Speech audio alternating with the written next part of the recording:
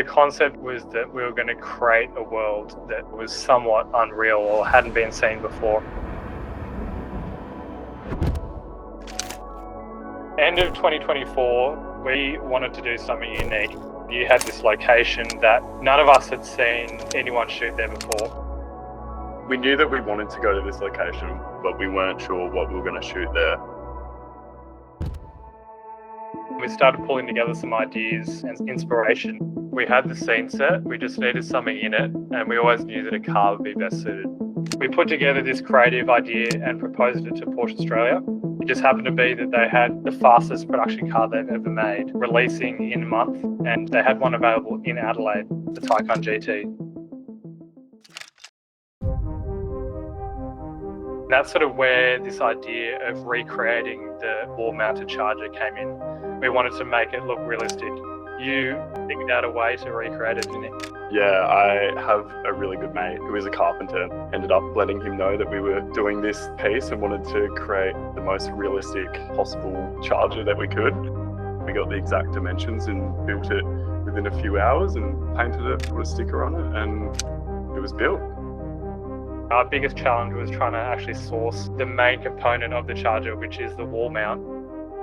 We had a contact at Porsche Sydney that had access to one of these charger housings, and we shipped it over to you in Adelaide, I think 2 days before the shoot.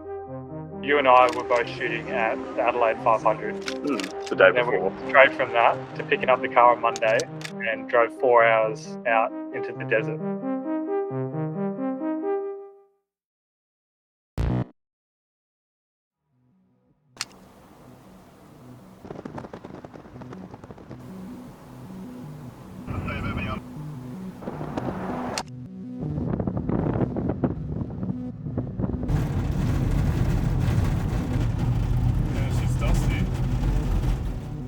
The key challenge that we faced was actually getting the car onto the location. You had a friend there who was checking in with us, going to the location, making sure it was dry enough. A day or 2 days prior, a huge storm came through and wet the ground. So that was a huge worry of ours, heading 4 hours, not knowing if the ground was going to be dry enough to even pull off the concept. In a way, it actually threw our whole creative out the window, because that one location that we thought was going to be the hero was most likely not going to be shootable or drivable. I'd been stuck out there twice before, and I know once you're stuck there, it's very hard to get out, and you're not near anyone. You can't contact anyone, there's no service there, so it was super nerve-wracking. We got out there and we sucked it down the first afternoon. It was wet, but it was just dry enough that we were like maybe 30% confident. But hey, we did it. And the Taycan had really good traction, no wheel spin, didn't look like it was going to get bogged at any point. It did better than the support vehicle, that's for sure. First night we got on and we got a beautiful sunset. We ended up getting the 2 opening scenes from the first night, which worked out really well.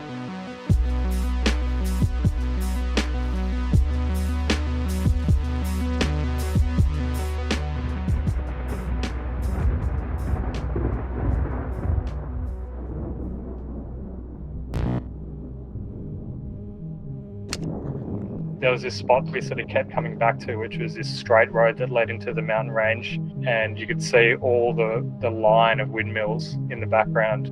It sort of gave us this second location that filled in the rest of the video. But with fury.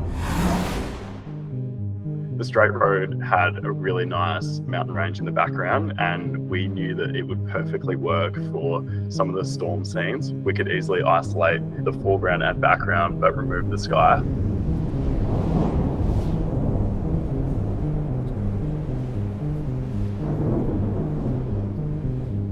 The Porsche Taycan has this beautiful sound design tone to it that sort of comes out of the speakers and creates this electric feel.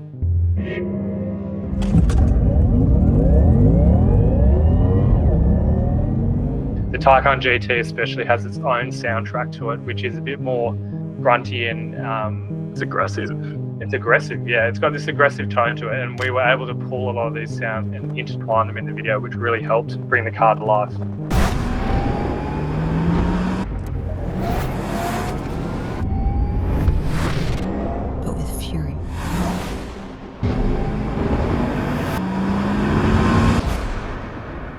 to do a storm with an electric vehicle can be seen as typical, and it's definitely been done before, but we wanted to approach it in a different way where we actually implement the talent and the vehicle into the scenes and create this new world.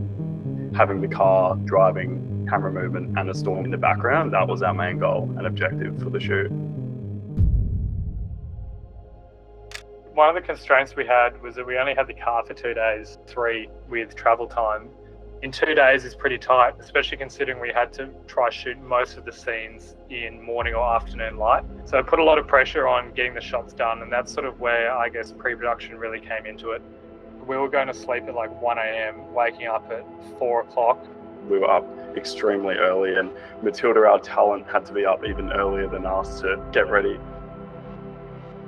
The team we pulled together was you, DOP, I was on stills, Nice on BTS, shooting all this beautiful imagery you're seeing, and then we had Matilda as talent. Everyone had a role to play, and everyone knew what was the end objective, and I think everyone just worked really well together, and it was big hours, but it was a whole lot of fun. Yeah, everyone seriously pulled through. I think we had a killer team on board.